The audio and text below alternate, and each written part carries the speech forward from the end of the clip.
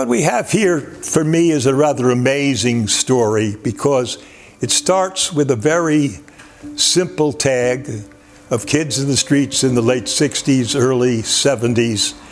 And Taki's interview is very modest because he's a very modest guy, but as a documenter and somebody who's followed the history, I like to just place it in a little different perspective. Luck of the draw, Taki was up a lot, so were other people, but a New York Times writer wrote an article that said Taki spawns pen pals. And all of a sudden, kids all over New York said, wow, I could write my name like that.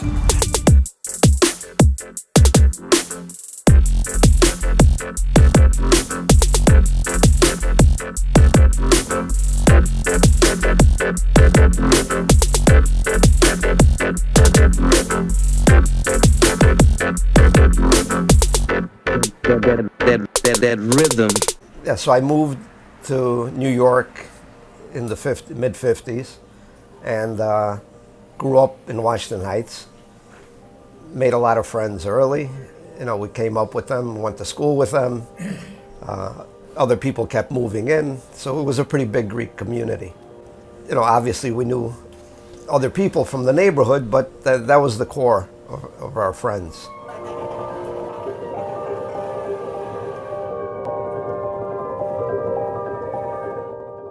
It was kind of a rough time in Washington Heights because it was a lot of drugs. It was kind of a funny neighborhood. It was lousy, but for being in Manhattan, it was like being in the country. There was so many parks up there.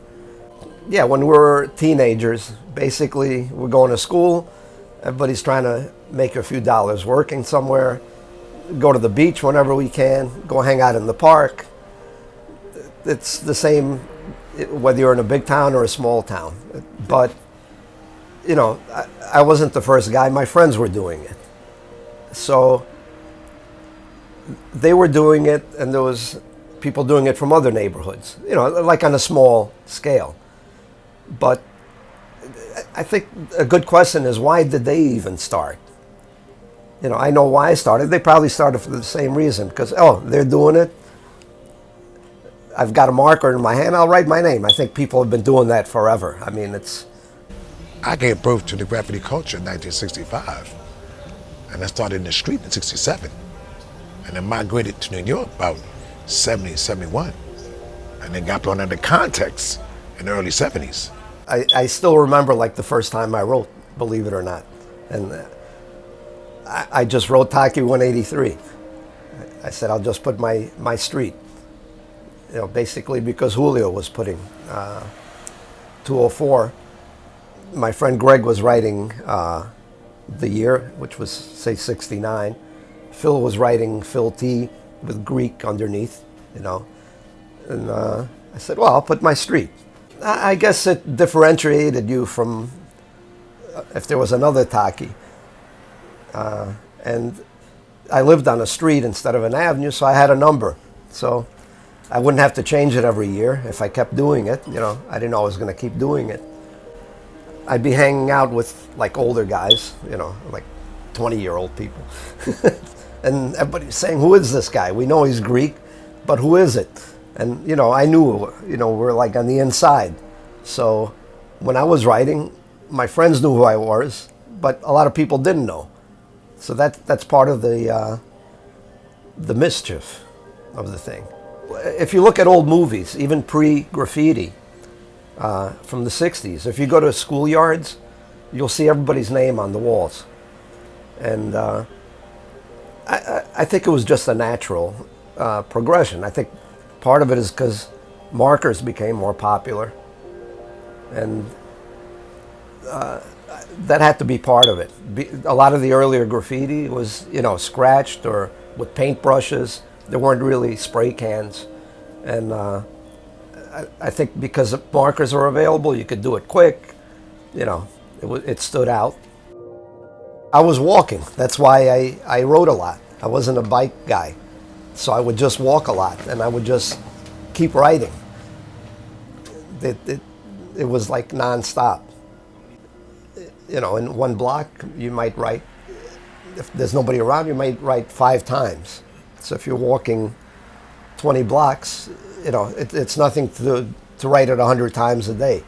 Leur démarche n'était pas du tout artistique, apparemment. Au départ, ils écrivaient leur nom pour une question de territoire, hein, à ce que j'ai bien compris. Du territoire à l'intérieur de New York, quoi. C'était pas artistique. Mais moi, j'ai vu ça comme d'une façon artistique tout de suite. Hein. Je me souviens très bien que je voyais un impact artistique. Je me disais, il se passe quelque chose au niveau artistique, pas du tout au niveau social. There were so many blank walls. It was like a blank canvas. We used to ride the subway going to the beach Sunday mornings. There was nobody on the subway early Sunday. So you could write, nobody would see you.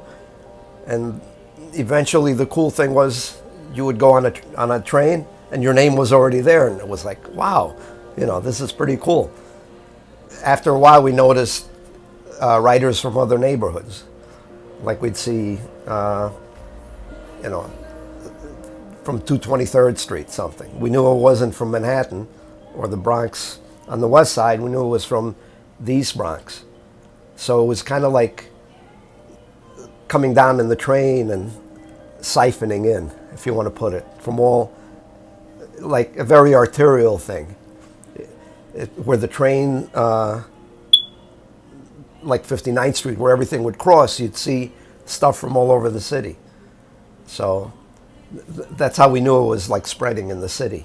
J'ai fait un premier voyage à New York, j'avais 20 ans, en 1972, et j'ai découvert les premiers graffitis de New York, dont Taki 183, et là j'ai reçu un choc énorme. Je peux dire énorme, qui a déterminé toute ma vie. C'était extraordinaire quand on arrivait dans cette ville, qu'on n'avait jamais vu de graffiti fait comme ça, à la main, vite fait, sur les métros, sur les murs de New York.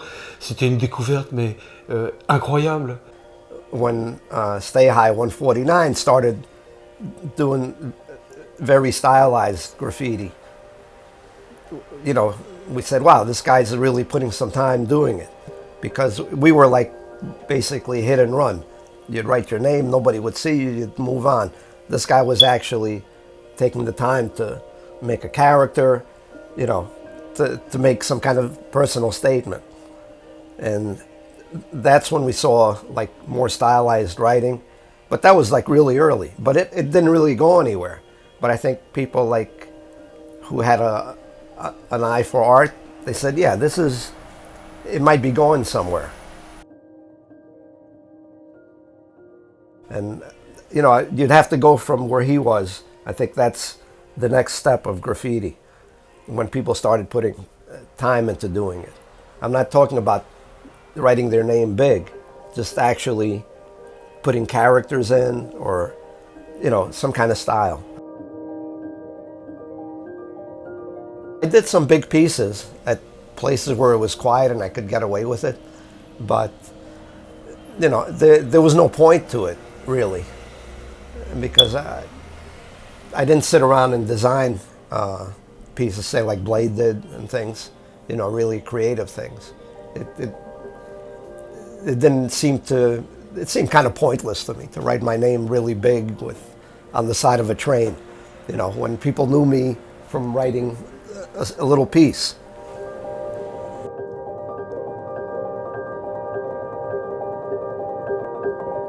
I guess because I was picked out by the Times and by Interview Magazine and various other people who wanted to interview somebody. It was the name of the Times. That's the name that. It's true what you're saying. Why did the Times pick me? Because even in the picture of in the article, there's like 20 names on the wall. So why did they pick me? Because I was hitting on the East Side, which is where the people who, they publish, they're influential. That's why they picked me. I was writing at the right place.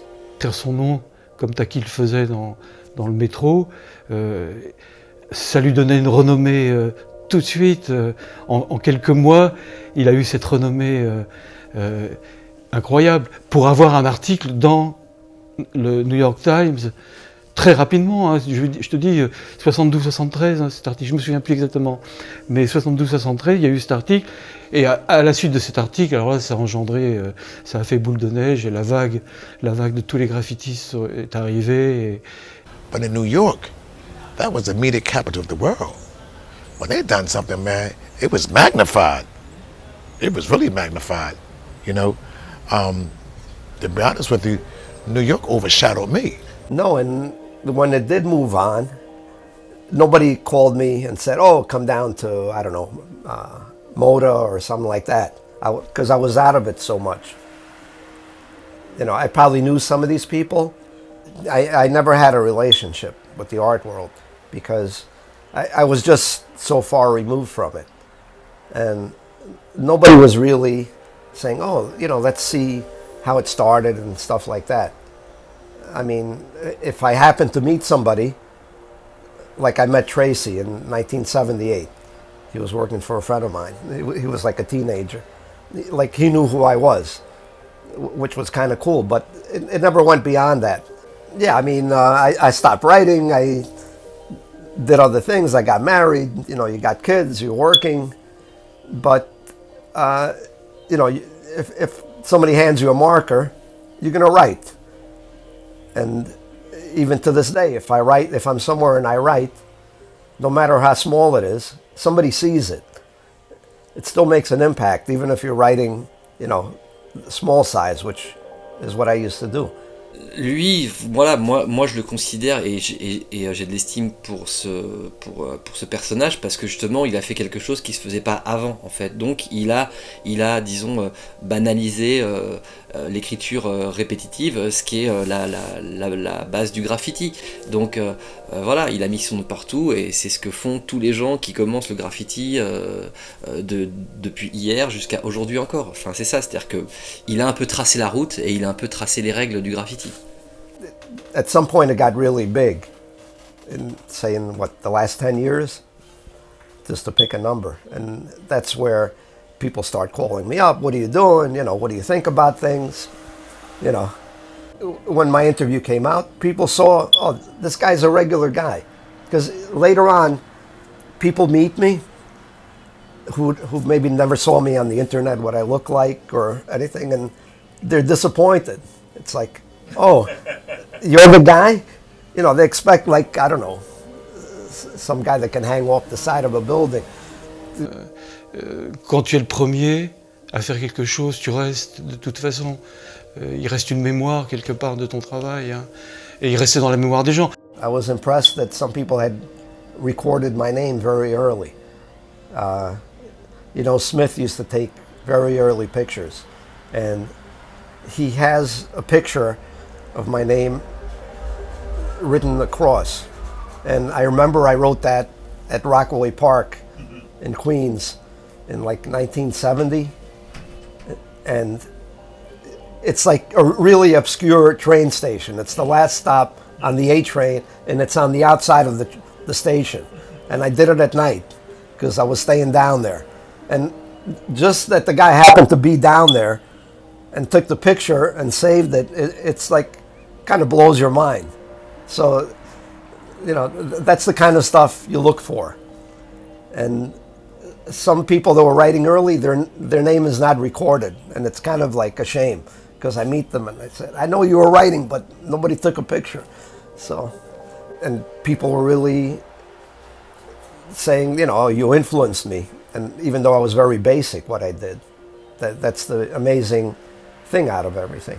Je pense que les autres se sont mis à faire des graffitis, à écrire leur nom, à faire des tags, parce que Taki avait été tellement présent dans la ville de New York qu'il a engendré une espèce de mouvement, déjà à l'époque, en 72. After it started becoming an art movement, people would start writing books.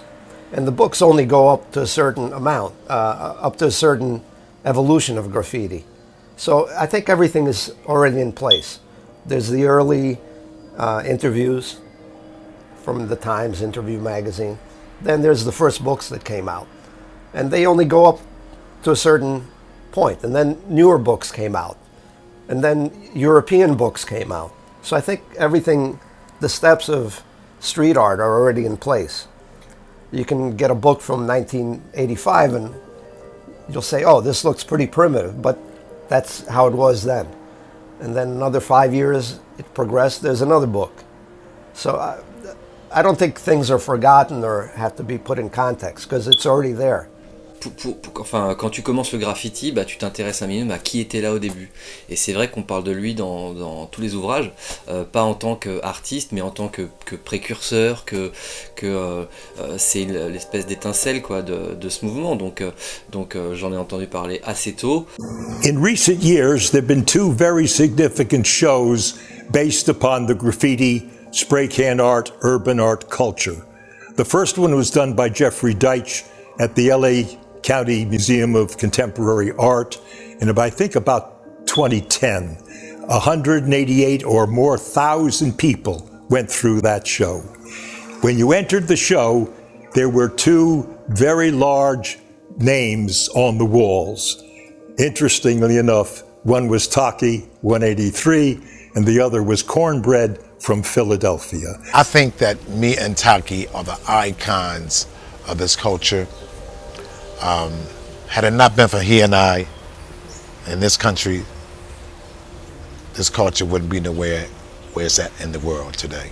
The point of street art now, and graffiti in general, is that it's a big opportunity for creative people. Because previously you'd have to be a trained artist and you'd have to get your stuff into a gallery. Now anybody that's creative, or sees themselves as creative, they can find a space and create. And it's more acceptable now. It's not seen as vandalism as much. People can see something that somebody created, and it doesn't have to be in a gallery. Realistically, how many people are selling their art? It's very rare. I think there's more that's out there that's photographed and sent around the world, because now you have Instagram and all that. When we were writing, it was word of mouth. Now you can do something, you think it's nice, you put it on Instagram and somebody says, oh, this is nice, we'll send it down the line. And, I guess people measure their success in likes or whatever. Moi, le compliment que je lui ferais, c'est merci d'avoir tracé la route, quoi, et merci d'avoir fait un truc qui se faisait pas et qui nous a tous donné envie, parce que rien que le nom Taki 183, quand t'es un jeune ado, ça sonne bien, ça sonne, voilà, c'est un nom de graffiti artiste. Merci d'avoir eu le courage d'écrire ton nom partout et d'avoir engendré un tel mouvement qui est mondial aujourd'hui, où il n'y a plus une seule ville au monde qui ne soit pas investie par les artistes. Hein. C'est partout, en Chine, en Russie, en Afrique, en Amérique du Sud, c'est partout. Je pense que c'est le mouvement le plus important dans l'histoire de l'art, c'est le mouvement le plus important. It is the most significant art form of the last 50 years. Basically started with simple tags that said, this is me, I'm proud to be me, I live in a culture of a star culture, and I don't have access to a lot of things that other people have, like a license plate, that says my name, but I can write on the walls, and I can see people come by, and they will know who I am, and they will know what street I'm from, and that will give me a certain amount of personal satisfaction. And that movement comes forward all through these years to where today it's being collected as canvases, which were basically ignored in the 80s and 90s. It's in street events all over the world. It is a phenomenon practiced by millions of people, started, in my opinion, again I say, with very humble beginnings. And the humble beginning is the so-called first, and the name is Taki 183.